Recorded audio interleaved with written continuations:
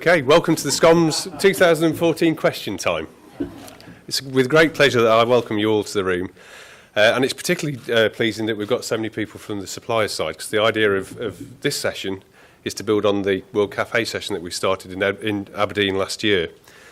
And if you recall, many of the themes that emerged, well, actually one of the major themes that emerged was around procurement, and it's given us a framework for an engagement process with you as our suppliers and partners in this sort of process. So it's very important to Schoms, and we just thought we'd take it one step further and bring together a panel of experts that represented both the suppliers side, Schoms side, and from a national perspective from procurement side. So without further ado, for those of you, I think most of you know me, I'm Simon Burkett. I'm now the Vice Chair, which is, I don't know why I've been stitched up to do this. I really do need to talk to Paul Wood about this. But I'm going to ask my colleagues to introduce themselves and just give a very brief background as to why they're on the panel. I'm going to start with Mark. Okay. Hello everybody, I'm Mark Hayter. I'm from the Northeastern University's Purchasing Consortium. The consortium exists as part of a group of 6 purchasing consortia that represent various regions around the UK. We're set up to aggregate the demand, knowledge and expenditure of member institutions and hopefully to leverage all of those aspects upon the supply chain to achieve better value for money. However, that's not to say we are in a battle with the suppliers. We sit firmly in between suppliers and customers, and our ideal really is to provide a value for money solution, which is to mutual benefit and for long-term sustainability of supplier and customer. Okay, thank you, Mark. Hi, I'm Jim Shear. I suppose the reason I'm here on the top table is I've now been involved in 3 major European framework procurement exercises, one for the University of Edinburgh on its own about 11 years ago, quickly followed by the first APUC framework agreement for supply and install of AV and VC equipment 5 years ago, and now last year I led the user intelligence group for the re-procurement of the APUC framework agreement for supply and install of AV equipment for Scottish universities and colleges. Hi, I'm Mike Baptista. Part of my remit is I sit on the LUPC and helping out with the AV framework on there. And the other side of it as well, I'm a user of the framework agreement. So this basically what I'm bringing to you is hopefully some of my experience of being on the LPC and using the framework. Roland Dresden from Reflex Limited. We're an AV integrator. Been involved with the framework since 2006 and I've had great success during those 8th year now. Reason for being involved in this is that we have seen quite a change in the way the framework is worked and how engagement takes place with the supply chain. And something that we always like to get involved is two-way feedback. So we've always run workshops ourselves. So this is a great opportunity to sort of, I suppose, represent my fellow suppliers as well as our manufacturers as well, because they form, just as an important part of the whole supply chain to you, the university group. So hence that's why I'm sat here today. I'm Sheila Egan. I'm sat here with you today because I was at Brunel University as Head of Media Services for 8 years. So I've very much kind of got an in-depth look at how the procurement process works inside a university. I then sat on the SEPC Technical Advisory Committee on the last SEPC round, so got a feel for the EU procurement process from that point of view. And I joined Snelling Business Systems, who are an AV systems integrator, a year and a half ago. So hopefully I've seen almost all sides of the fence at the moment and can contribute to the discussion. Okay, well, thank you, panel. As you can see from that, there's a great deal of expertise in the field of the subject we're going to talk about.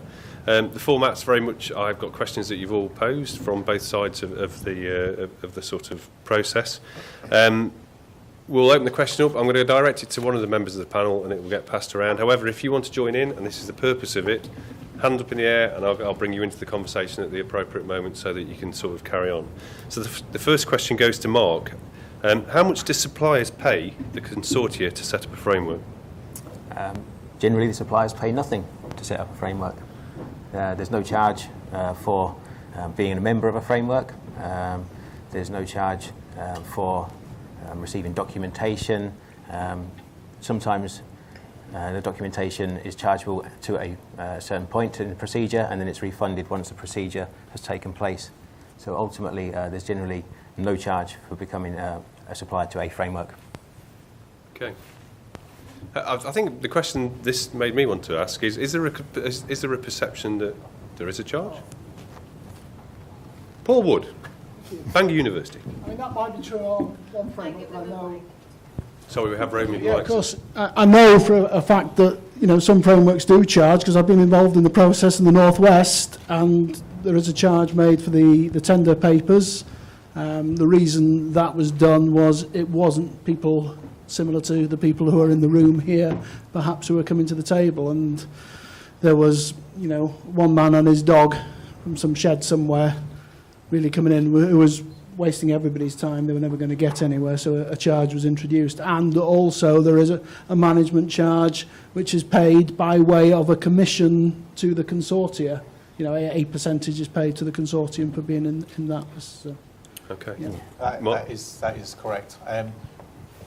We aren't engaged in any of those consortia, but I am aware that there are some that sometimes you have to pay £300 to get the documentation, and also there is an ongoing commission charge as well, which I'm not part of one of those, so I can keep my views perhaps to myself on that. But it can be somewhat challenging. I think the differential there is that the commission or rebate or marketing premium, as it's banded, is a charge which happens once you are awarded to the framework. The access fees are generally, if they're there at all, they're minimal, and I understand they're generally refunded anyway. But certainly, yes, there are commissions on frameworks, and they do vary from region to region. It may be as little as 0.5%, and I believe some charge 1.5%. So that would be a charge on the total invoice value that the suppliers put through on any given period. So that money would then go into the consortia, and the consortia would then use that as they see best to develop the procurement aspect or to market and promote the frameworks to which those marketing premiums come from. I think it very much, as you quite rightly say, it depends on how the consortia is funded. Because certainly from a Scottish perspective, APUC is funded by the Scottish Government, therefore it is a fully funded service. Therefore they do not charge for applying to take part in the framework, and they also don't charge a commission because they're actually receiving their funding by another way, which is probably separate from some other consortia which in effect have to cover their costs through the actual commissions related to the framework agreement itself. The SUPC and AUPC don't make that charge either. It's kind of leading on to one of my questions, but I do think it makes it quite if you're in a competitive tender where it's being awarded on price and you're then paying an extra percentage to the consortia that you're working for, it's a very challenging situation. Okay, well, thank you, panel. That's hopefully rounded that one off. Okay, so moving on to the next question, and I'm going to get Mark to kick off with it. There are a couple of scene setters released, so I'm going to pick on Mark for the first couple, and then we'll bring in the rest of the panel. But how can universities actively influence consortia? Okay. Well, I think most of the UK purchasing consortia operate in generally the same way. Obviously, their objectives are very much the same, and they tend to operate in a consultative manner. You'll find that there are category management groups or commodity groups set up within each of the consortia. And the aim of the consortia there is to have a procurement and technical representative who has a vested interest in the particular commodity attend and participate in those category management groups. There will be terms of reference set up for those groups, and it's very much drawing on the expertise that lies out with the consortium. So people like yourselves have first-hand knowledge of how AV is installed or how the AV suppliers are working, will provide us with any background information, how contracts are performing, the good points, the bad points, and You can help formulate the next framework agreement by giving us that feedback. So participation may be in those groups. It may be by you telling the person who is on the category management group at your institution what you need to have relayed back to the consortium for inclusion next time. There are various surveys which are undertaken, and the consortia promote those through their various networks. So they're usually open participation, and we would encourage maximum uptake from any member of any institution to give thoughts and feedback on the AV supply chain. Okay, are there any examples from Jim and Mike about how you've probably got involved in this type of process? Yeah, I mean, I got involved through our head of procurement. Our framework agreement that we had set up, that was a University of Edinburgh only one, which ran into the period when APUC in Scotland was first being set up, was coming to an end. And the choices for us were either to go through the creation of another framework agreement just purely for the University of Edinburgh, or to work in a collaborative manner. And certainly when we discussed it with procurement, their view was that the collaborative route was the right way to go down. And I think I would have to agree with that. Certainly in Scotland, we use the term user intelligence groups, because after all users have intelligence. And we've now had two groups, one for the first framework agreement which ended, and another one with many of the same people and institutions involved in the second one. But I think one of the key things is, yes, it's good to be involved, but one shouldn't underestimate the amount of time, effort and work that has to go into setting up the tender documentation for a framework agreement, going through all the discussion about what the right way is to do it, whether it's ranked, whether it's unranked, how big the group of suppliers you'd expect to be, etc. in it, and the terms and conditions, and then actually to get the tender responses back and to evaluate them is a significant amount of work. But I would have to say, certainly from my institution's perspective, we find that once the framework agreements are in place, they do just sort of run like a machine and makes your life much, much, much simpler once they're up and running. So putting that effort from the user intelligence group up front is really, really important.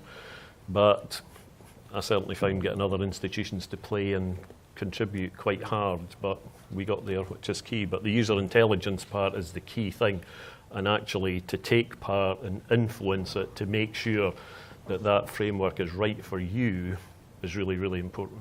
Yeah.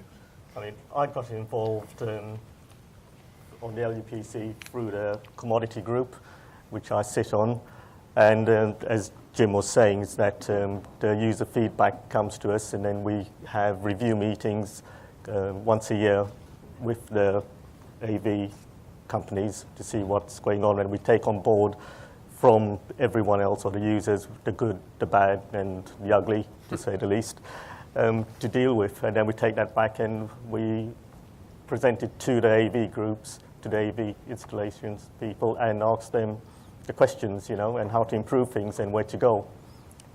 But my involvement came through the commodity group. Okay. I mean, the question I'd probably like to ask now is there an opportunity for suppliers to be involved in this process? Should there be? I'm asking a naive question here. So I think you're asking a very valid question there, and the answer would be yes.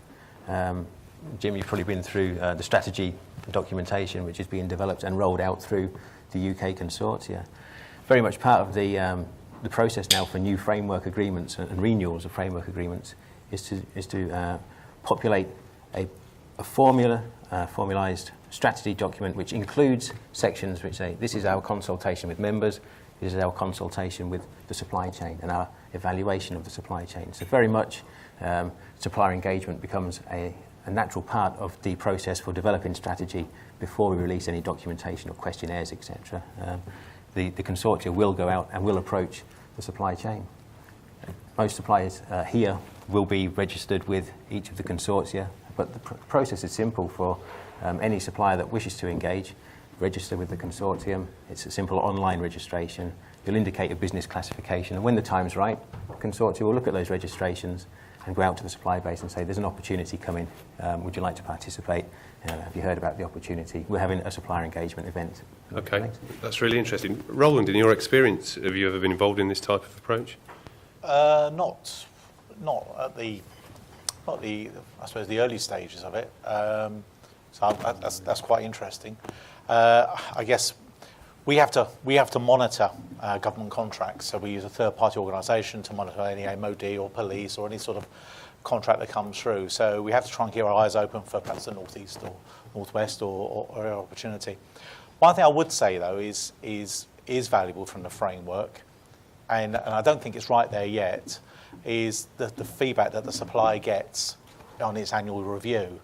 I don't think it's enough. I think it's good, and I think it needs to perhaps be twice a year, or perhaps even it needs to be closer after the summer period, when everything's fresh and everyone's had those extreme challenges that we all get faced with. For you as your customers and you us our customers. So what I would encourage is if these framework meetings could be perhaps 2 a year, and then the meaningful information that comes out from that is it's nice to know how you can comparing with your competition and what's liked and what's a survey and all that sort of stuff. I do believe, and I've always felt this, that the supply chain, the good suppliers can offer value to the whole process with experience and knowledge, because we're all trying to achieve the same thing. You want good customer service for your customers, i.e. your end users, and we want to give you and those customers good service. We still are actually arm's length in most instances. So I welcome any opportunity to be involved in some form of understanding of how the framework's going to operate and things. Because for an obvious one for us is this whole thing of price. Price versus cost. And I won't start on that one yet, but because it's not the right timing. But that's where the issue sits from a supplier's perspective. Yeah. Okay, thank you. So obviously they're there to be influenced from both sides, and it's interesting that that's relatively new news to Roland. So maybe other suppliers in the room may want to continue that conversation with Mark afterwards. Okay, so moving on to question 3, and this is the last one I'll pick on you for, Mark. Okay, how can I set up a single supplier agreement? I think it's as simple as deciding that you need to have one supplier for a period of time or for a particular contract or a series of contracts. You'll define the requirement for one supplier. From the frameworks that are in place, then your further competition will be, dear suppliers, this is our specification for this period of time, and you'll run a competition in the normal way that you do, and you'll award to that one supplier which wins that further competition. It's the same as awarding a contract. You just award for a period of time to one supplier. Simple as.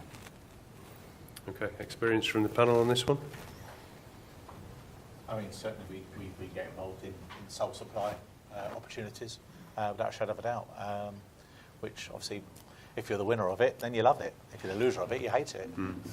But one thing I would like to understand, and this is a question, actually, in fact, more than anything else, perhaps you can answer this one.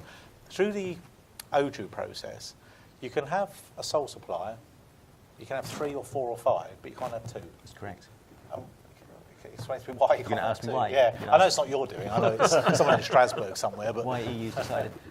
Sorry. sorry. Can I, no, so I'm happy for the question. Did you say the OJU process? the OJU process. The OJU. Can you just explain what that is, just so everybody in the Official audience? Journal of the European Union, which is basically which is how we tender for public contracts. Brilliant. Thank you. So the benefit of the framework. So very briefly, the benefit for us as a supplier in using the framework is that we've gone through all that pain through LUPC or SUPC or HEPQ, and we're now appointed as a supplier to that framework. So the end user customer doesn't have to go out to OJU and offer their tender out to Europe, basically. Mm-hmm. Okay. But I was just interested why. Sorry, but why not now for the question, really? But I think it'd be a useful point to pick up if you're happy to pick that one up, Mark. I don't know is the honest answer. Why? Because the regs were drawn up in 2006, and why that decision was made at the time is anybody's guess. I would imagine it's simply a case that you wouldn't want to have a 2-horse race, play one supplier off against another, and therefore introducing a third supplier into the mix would be some assurance that there would be value for money in a public contract, and it would be less open to any kind of wrongdoing, to be honest. Okay. However, that said, 2 suppliers can be awarded to a framework Yes. if it's the case that only 2 bid, or there are only 2 capable. Yeah. Yeah. Okay. Thank you for clarifying that, and sorry for putting you on the spot. I suppose that is the purpose of this. Okay, so question 4, let's start to get a little bit more controversial now, and I'm going to ask Sheila to pick this one up. Are frameworks cost effective? Well, as Roland kind of mentioned earlier, I can only speak from our experience, and we're on the SEPC, LEPC, HEPQ, Value Wales framework. I do understand that there is a percentage requirement on the northern frameworks. I know that Snelling Business Systems made a decision that they could not, therefore, be part of that framework because they did not feel it would be cost effective at the time. And I believe your experience is the same. Yeah, That's right. well, I was aware of it, yeah. Yeah, I mean, you know, to be clear, one of the things that surprised me coming over to this side of the fence is how low sometimes margins are and how competitive it is out there against other install companies.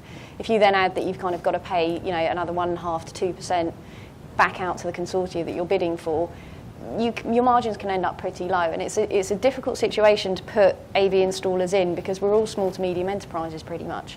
I mean, we've all seen one of the largest UK installers pull out of the education market because the margins are low and it can be a very challenging situation to deal with.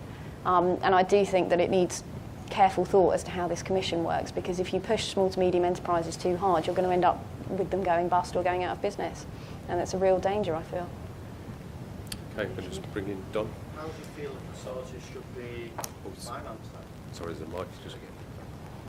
The consortium should be financed then if there's no payment back, because I sent the North West universities. My understanding from the SEPC, LEPC and HEPQ is that member institutions pay a small fee towards joining the consortia, and then the SEPC, LEPC, you know, utilise that effectively. So that's not just the AV frameworks, that'll be, you know, office furniture and printers and all sorts of stuff. But I understand that that's how that works, and it seems to work quite well from their point of view. But at the end of the day, and I suppose you might say we in Scotland are lucky because ours is funded, and therefore there is no worry about a commission fee or whatever. But it's always worried me about when we've taken part in other framework agreements that there is a commission. But I think the benefit to institutions must be if they're not using a collaborative consortia to do the procurement, then their procurement costs within that institution must go up because they are going to actually have to increase the amount of procurement specialists within the institution to actually do their own frameworks. So therefore it would seem that the institutions, if you like, funding the consortia seems much better than actually trying to fund it from the turnover within the consortium turnover itself. So the problem you have is twofold, really. And again, Sheila described it, and certainly now as in the 8 years or 7 years that we've been involved, you know, this price argument and price scoring is coming more and more to the front now. So where you're adding true value, you've invested in your business to give real good delivery, there's a cost to your business. So you're having to go in low, and then you've got to be paid as well to do that work. It won't work. I mean, it just won't work for us, certainly. I couldn't run a model like that because basically it stops investment. How else it can happen? I would say though as well, and I think the framework is brilliant. I think for us, and I can only speak for Reflex, but from where we were in 2006 to where we are today, you know, thanks to the framework, we've achieved what we've done, and that's obviously from these guys around this table and us doing a good job, and et cetera, et cetera. But without that, you know, we wouldn't be where we're at today. So I also see the other side of it, and you know, and obviously there's other ways in which we try to sponsor the types of the universities in various ways. Okay, I'm just going to bring Paul in from the floor. Mike going live, just an observation really. I mean, yeah, where a percentage is paid, whatever that may be, in the Northwest, I think to be clear, it's 0.5%, Dave? Yeah, it's not 2 or whatever. It's a fairly modest percentage. And I mean, you know, the wages of people like yourself have to be paid somehow, and be that a subscription model or whatever. I mean, if we pay more subscription, we've got less money to spend on AV. So it's, regardless. But I mean, it is a level playing field. Whatever price you quote and whatever margins there are, everybody's got to add that 0.5% into the equation. So, you know, I can't see how that really affects the fair competition process, because everybody's got to take it into account, is my observation. Yeah, no one's being unfair, but I think an arm went up at the back there. It's just your own model on how much you can afford. You know, you want to work in that environment. To be honest, for us, you know, we've never been in this position, so we haven't been on those frameworks where we've had to actually contribute. So I'm not quite sure. Okay, can we bring in the chap? Hi, it's actually 1.5% in the northwest. It's 0.5%, I think, in the northeast. The problem that you've got with the northwest is you started with 7 people on your consortium. You've now lost 2 members, so you're down to 5 on the current consortium, 5 suppliers. And the biggest problem you've now got is you can't actually get 3 of those 5 to actually quote for some of the work.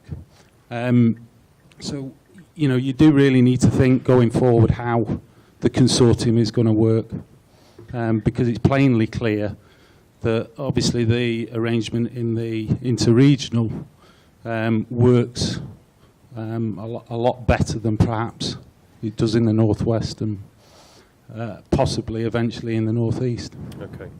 Thank you for that. Mark, I think what I do is I pose the same question to you about cost effectiveness, but picking up on that previous point, are we kind of sailing into troubled waters here?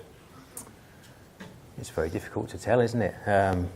In the northeast, the current framework had more suppliers when it was let than it does now, and despite the tests that we put through in procurement, sometimes these things just happen. There are mergers, there are business failures, and you know, we can monitor to the best of our ability, but we can't see into the future. I mean, nobody predicted, you know, the PC World Currys situation, didn't predict Woolworths particularly, so those things happen. We have to steady ourselves for those things, and perhaps a framework should award more places on it than it perhaps needs, just in the off chance that, you know, there is a business failure. But then, of course, that means there's more competition or more suppliers bidding for that pot of work at the end of the day. So it's a balancing act, is that? Okay, thanks, Mark. I'm just going to bring in Ben from... I've no experience of consortia at all. I'm interested in what you said about margins and this idea that price is such a key driver for them. With those 2 factors in mind, is there a risk that it'll have a negative effect on creative solutions and getting the most suitable solution for a university's particular problem? And should we necessarily think of price as being the driver? It's the cost value thing, isn't it? Yes, very much so. Value for money, I would say, and value for a quality product. It's very difficult if you're in a competitive situation and you know that you're delivering a quality product. You want to sign off a room at the end of the day with no snags, etc., etc. But the only cost driver, the only driver for you being awarded the project is cost. That's a very difficult thing, because you're trying to deliver a quality product, and you'll put that against, you know, people that can be working with lower costs. Would you? Yeah. In most AV fields, I've always felt that the people paying the bills are invariably the people least qualified to tell whether they're getting value for money. So in the case of purchasing audiovisual equipment on the scale that you do at universities, how much influence do the technical people have in actually deciding which of the solutions is the final one to go for, as opposed to the people that pay the bills? Okay. The difficulty in all these things is how do you structure the questions. So say, for example, and Roland mentioned earlier that you like being on framework agreements because you've actually gone through, if you like, the quality and all the standard questioning, and you've done that. So all of that administrative stuff and checking various things have all been done. So basically, instead of swimming in a pond that's as wide as the European Union, you're swimming in a pond that may have 8, 10, 7, 5 suppliers in that pond that we in effect want to go fishing in to get them to come and do the work. The difficulty though in all of that is the tendency will be to go, we will put out this specification and we'll put it out purely on price because it's easy to evaluate and it's easy to appoint. However, really, certainly in many of the tenders that we put out under our framework agreement, we will put them out with a price quality ratio still at the mini tender on the framework agreement perspective, and we will work on creating a number of quality questions that we have then that the suppliers have then to respond to, and we have to evaluate to try to get that balance in. So we are not appointing on purely price only, but it is really hard, and it takes a significant amount of input in both in the creation of those quality questions and the evaluation of those quality questions, and also then providing the feedback to the suppliers who have tendered so that they know why they've not got it wrong. And Roland talks about wanting to get feedback twice a year. Well, certainly when we have tenders coming in, we provide feedback on every tender that we've received and on every input that we've received as to why, what you scored, what you didn't score well on, why you didn't score well on it. And actually, we want to provide that feedback on every tender we get in. I think I can't disagree. That's half the battle, because I can actually understand all the logic behind it. The problem is I guess 7 years, what I've seen is price and there's cost. Right? Cost is cost over a period of time. So you may, in a short term, buy it cheaper today, but stating the obvious, it could cost you a lot more in the long term. And all the lovely things that go along with that. So that's one thing, and that's something you have to try and work out when you're doing your modelling and we do our responses, etc. But one thing we're seeing now in our tenders, we are seeing that price, and you're right, we have a weighting factor. There'll be a weighting factor of price, there'll be a weighting factor of quality, there'll be a weighting factor of after sales and what have you, which is brilliant. Price used to be the 30 to 40%, 25 to 40% of the marking, which was fine. Okay, didn't like the 40%, but we would accept that. It's now going up, and it's now, I've seen of late, 70%. I won't do it. I won't respond to it. I can't respond to it. I know full well our investment over the 7 years has been phenomenal, and if I was to go along that route and put our effort into just winning on that price, the busiest time of year, BA flights charge more for their seats. And they oversubscribe and charge more for those seats.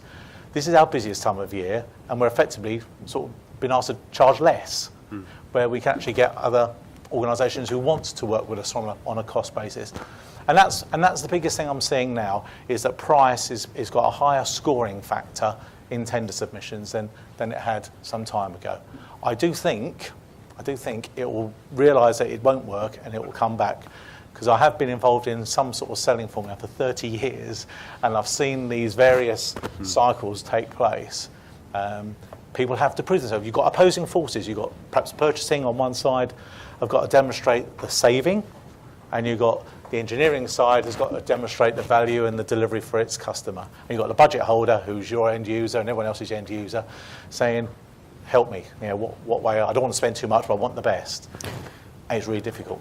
Okay, I'm just going to bring that one not to a conclusion, because actually you're picking up some themes that are going to emerge in the next couple of questions. But I just want to bring in, there's still two comments from the floor.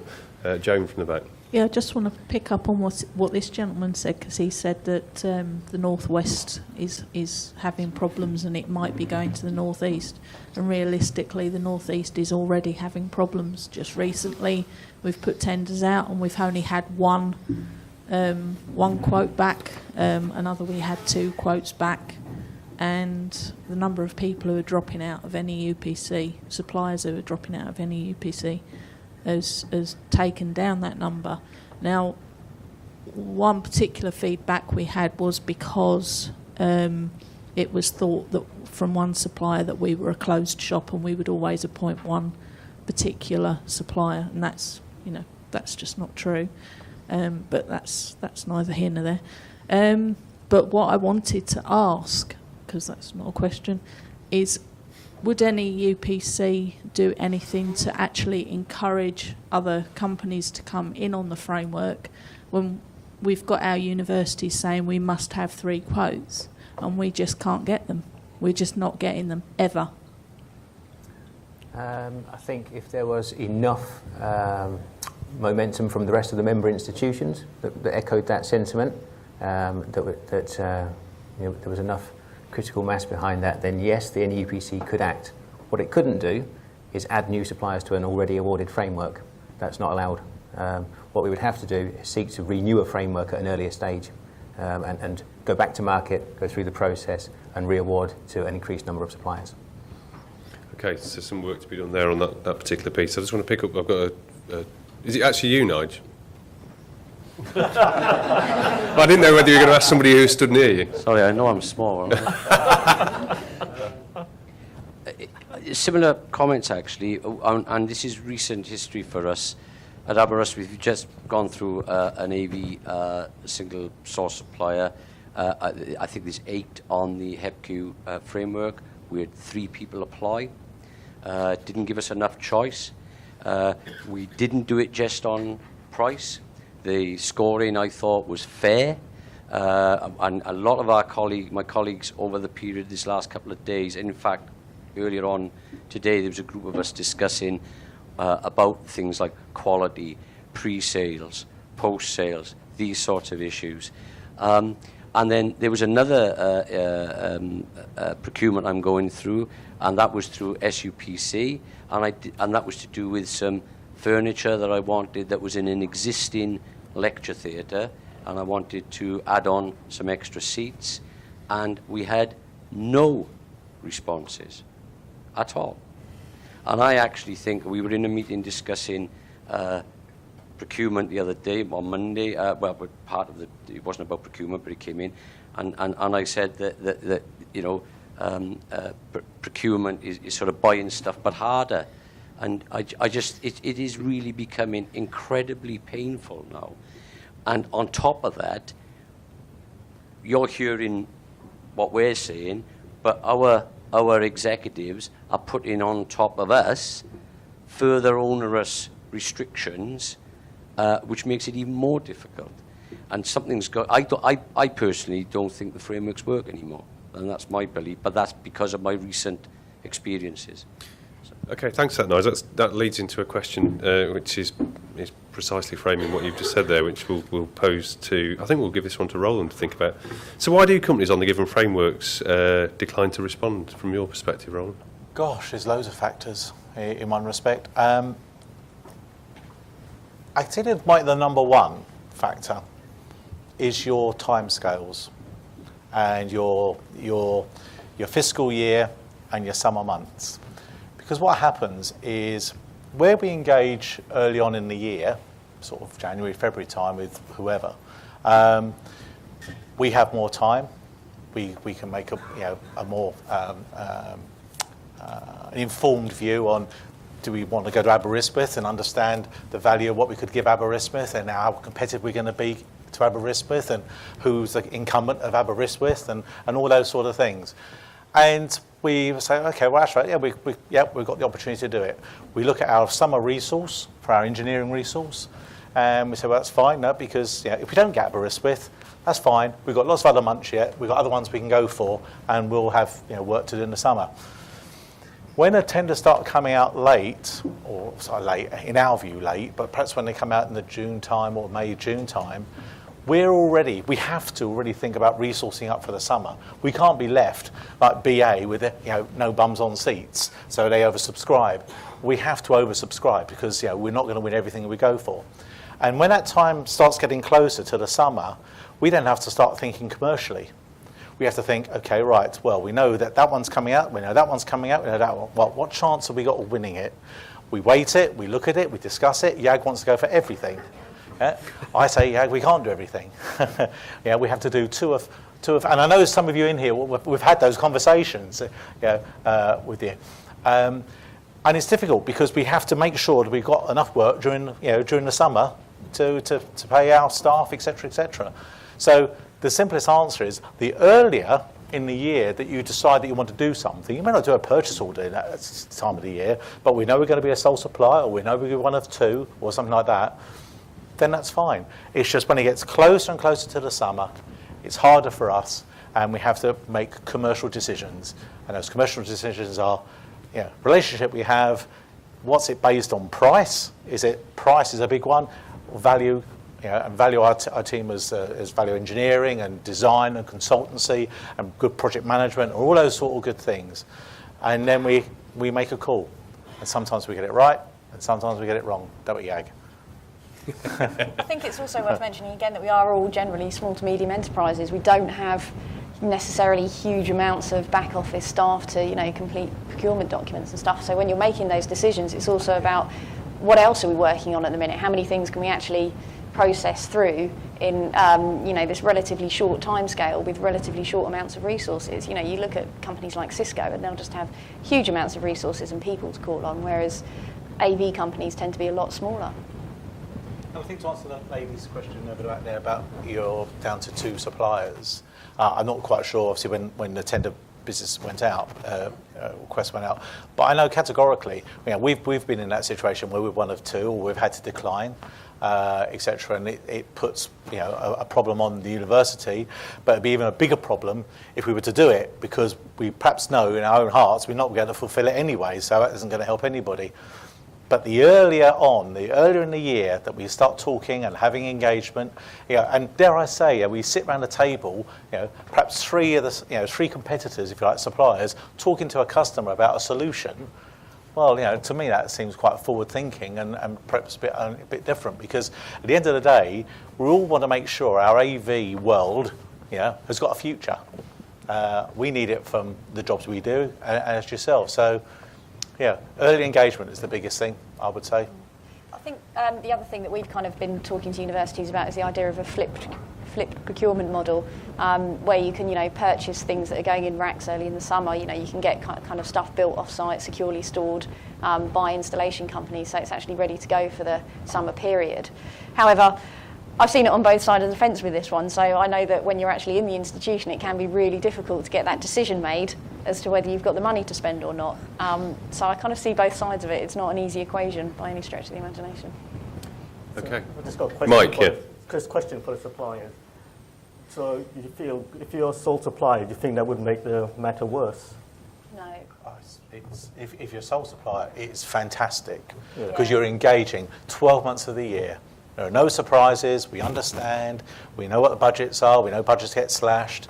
We're talking. We're resourcing up. We're an extended part of you, and that works so well. You know exactly what's coming up. You can talk to the manufacturers about what they feel is coming up. You can talk to the manufacturers so they're getting the stock ready. You can talk to the lectern suppliers so they're ready to kind of produce the lecterns and stuff. You know that you're going to get the work. You can pencil in the work with theatres, etc., etc. So your whole system of delivery is already engaged. So for the companies that don't have your sole suppliers, would you respond then to their tenders? Depends on the time of year it comes out. Because what we'll also do is we listen to the drums, we listen to what's going on, we listen to market intelligence, we know if people are doing a good job. We don't just go in cold. We'll go in where we think absolutely we've got a great opportunity, but we're an outsider. But actual fact, we want to have a go at Aberystwyth. We want to try and support Aberystwyth if we can, because we have the time to do it. We have that luxury. There are so many points that we have to consider, and I do understand as well is why you might want a lot more suppliers on the in the framework as well. Okay. Right. Well, thanks for those candid opinions, and I think it emphasises the dynamic and complicated nature of A, your business, and B, some of the challenges that we face. But as we were talking there, timescales, resources, consultation, engagement, and communications.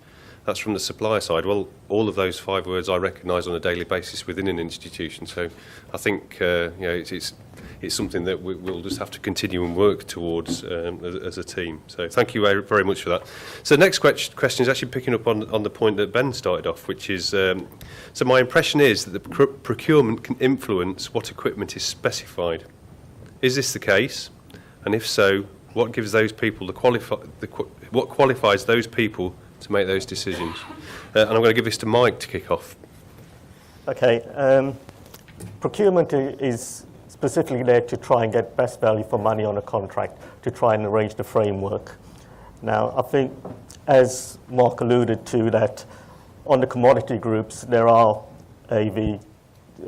technical AV people on there who do go to the procurement meetings for the framework, and they're the ones who feed into procurement about equipment.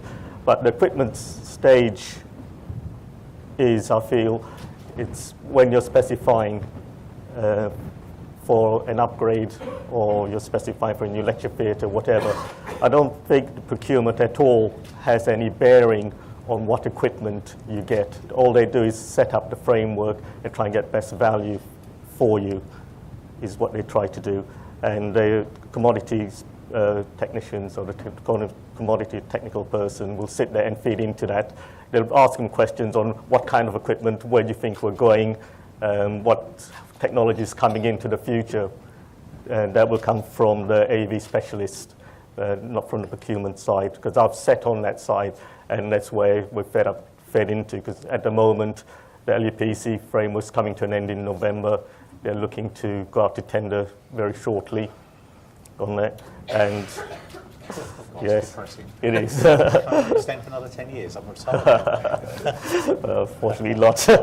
We've got to go through the process. But we sat there, we discussed what kind of equipment, what kind of setups people will be looking for, what kind of specialist setups they'll require, whether it's a broadcast setup for a studio, a video studio or an audio studio, whether it's just a hang and bang in the classroom or is it a full installation with design. That's what we've discussed, and that's what's coming from the AV specialist to procurement. Okay, anybody else on the panel got a Jim? Yeah, I think in all of this, the real difficulty is down to the specification. And we've certainly in our user intelligence group had long and hard discussions about how to do that. The key thing for us was to get installers who installed a range of quality equipment that could do it in a quality way, that had all the right processes in place, wiring structures, off-site construction, etc., etc., etc. from that.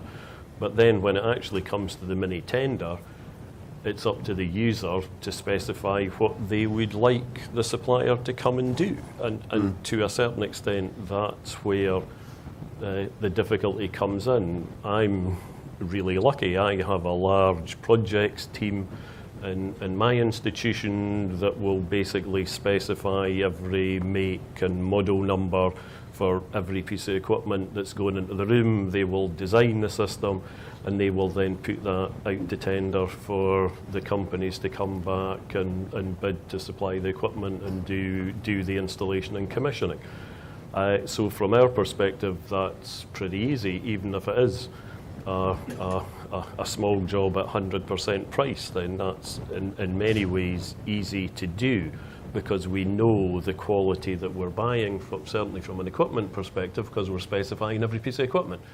Whereas in other institutions, we may say, I would just like you to come and do a standard seminar room setup, and I'm doing 100% price, then you can get an institution that would sell, a supplier that would sell very bottom-end equipment, which would certainly be cheap to start with, but perhaps very expensive in the long term, and when that's actually balanced beside another company who specifies quality equipment up front with a better total cost of ownership over the period, the people might actually end up buying the wrong solution, and that's where the difficulty comes in. I've certainly never found that procurement have stood in the way of what we've been trying to do to gain the quality and also the equipment that matches our installed equipment base, so to make sure we're using the same bulbs, we're using the spare parts, we can swap things out and everything. So it's really down to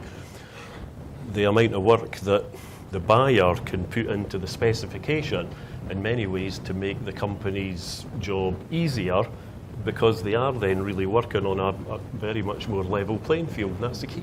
And that's our determination whether we decide to go for that or not, because we can't demonstrate any value. You know, we do make those decisions. We say, you know, it's a shopping basket. All we're going to do is put price. We're going to put labour against it.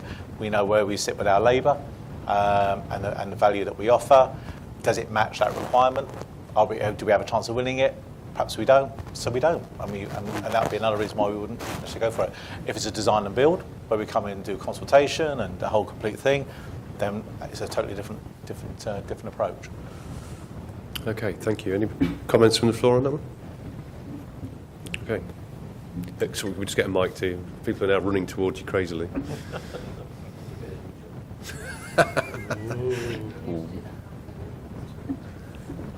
Jim, I'm interested that you're allowed to specify make and models within ICTs, because we're categorically denied the opportunity.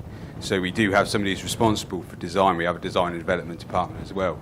And this is not just in AV, IT installations and desktop data centres. So we build the design based on manufacturers' makes and models, and then we have to shield those when we go into tender. We're not even allowed to elude what an item is. So, for example, with a projector, if it has a lumens rating that is the only model on the market that has that lumens rating, we can't put the lumens rating into the specification, because our procurement department says, well, that then identifies that model, and we're therefore not making it fair for everybody, because they may not have a buying channel into that manufacturer's unit. So that becomes difficult, because it ends up meaning that the ITTs that we put out, the specifications in them, are very woolly. And we end up saying things about like image quality and things like that, which could be interpreted in very different ways. That's the issue we have. But I mean, I think that's a debate that really has to be taken forward, because certainly that's never been, we have debated that long and hard, certainly with our own procurement department in Edinburgh and APUC, about specifying to get into the framework agreement, we could not, for the design scenarios we put out, we could not do make, model and serial number in that. We had to create what I would have described as you quite rightly say, a woolly design specification. But in many ways, the whole purpose of that was just to get the fish in the pond. So we were really working on that and getting quality fish swimming in the pond that we could go and fish in to come and do our job. But when it comes to the actual real jobs, then it would be insane for us to put a different model and make a projector in every room or groups of room we did, because then we would be a detriment if we had to do fast swap outs, if we had to do bulb changes, if we had to do everything else. So to a certain extent, our argument continually is to do that, we must work to an installed base of equipment and specify the equipment that meets that need. And that is a real benefit for us, and certainly it would be a nightmare for us if we had to do it any other way. Okay. It's quite interesting, because this is where you get into playing games from a supplier's perspective, because two things really. One thing is if you got a specification come out and you look at it and you think, okay, well, I know that, you know, an XYZ is going to do that quite nicely, but I know a one hung low is fit for purpose and it's cheap. But you know full well they're not going to buy it, but you go that route because you want to keep your price down, because price is going to be a deciding factor on that solution. So that's one element. I have to say we're not very good at doing that, and perhaps I think in the past we've lost out on that, because actually what happens then is that actually it will get swapped out and changed anyway for the right solution. The other one is when you're in the incumbent and you know exactly what the university use, you know exactly what they standardise on, the tender comes out, doesn't come up with what they want, but price is playing an important part. So as the supplier who knows what they actually use, you're actually going to put forward perhaps something that you know that they aren't going to use. So how does that make you feel as a supplier? You're sort of really playing a game now of saying, well, actually, I know you use those, but I'm going to actually give you this in my tender response, which makes it a mockery. There is no answer to that, but it's quite rhetorical. It's just, I'm just sharing with you just some of the other things that we go through. Thank you for that, Roland. That sounds like a devil in a deep blue sea scenario. Okay, so just time for one quick last question. I'm going to ask Jim to pick this up. Why is there a number one AV supplier? Doesn't that defeat the object? Yeah, when we did our last APAC framework agreement and the one before that, we certainly discussed long and hard about ranked suppliers and an unranked supplier framework. Where if it's a ranked supplier, then that supplier has to be offered the job first, and then only if they say, no, we can't do it, can you give it to the next one, to the next one, to the next one. And certainly from a user intelligence, that was the way it was described to us. We've got vigorous shaking of heads at the end of the table there. Would you come in that in a minute? That was a ranked framework agreement. So we put that to one side and we went basically just for an open framework agreement where it's totally unranked. So if any institution puts out a tender to that for that framework, then they have to send the tender documents to all the suppliers and rate them accordingly when they come back. And certainly from our perspective, that then maintains competition, should get you value for money, and if you like, can keep the supply chain engaged and basically mean that for some jobs, for example, one supplier might actually be better. If it was, for example, the difference between a £600,000 AV budget for a new vet school as opposed to a £5,000 for a single room, then one company on the framework might actually be much, much better to do one, and another one actually much, much better to do the other. And it doesn't mean it's the same thing. Yeah.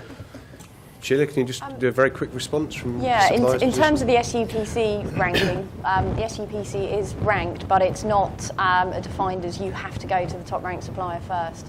It allows you the opportunity to place business with the top ranked supplier, which, with my customer hat on, worked out really well for me because I got a purchasing decision 2 weeks before I actually needed to start an install, and I did not have time to go to all 8 suppliers as was on the framework. So I think in terms of the SUPC, which is the only one I can really talk about, it's down to the customer whether you want to do that or not. But in terms of time critical situations, it can work. And again, it allows you to do either or. It's not you have to go to the top supplier and then go to the suppliers underneath. It's an either or situation. And again, that works that if you did go to the top ranked supplier because of time critical stuff, you would then drop to the next, drop to the next, drop to the next.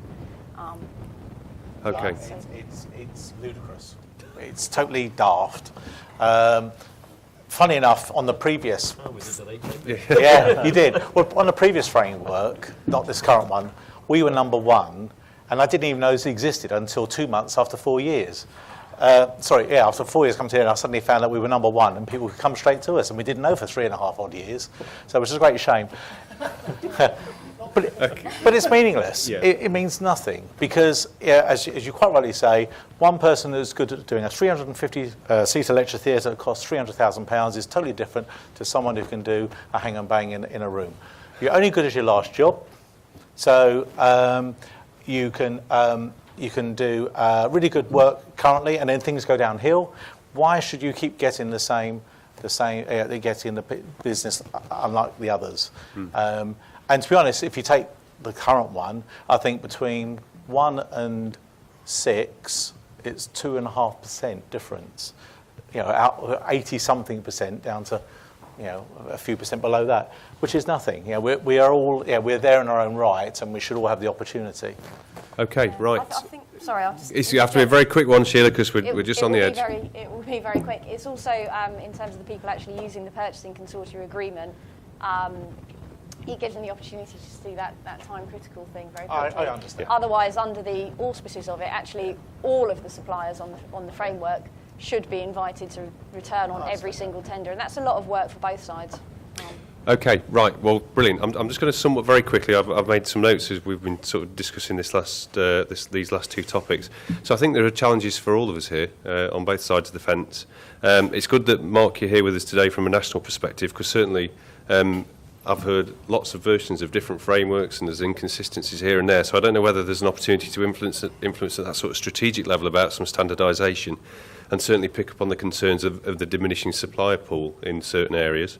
I would thank you for your honest and candid opinions. I think it's been really useful, and that was a very fast hour from my perspective, and I hope we've managed to cover as much as we can. The conversation can carry on. All of the guys are around for dinner this evening. And I appreciate, particularly from the supplier's point of view and from Mark's point of view, the fact that you're working in collaboration with Schoms, because I think it's a really valuable process. And thank you very much. So I'd just like to propose a vote of thanks for our panel, and thank you very much for taking part.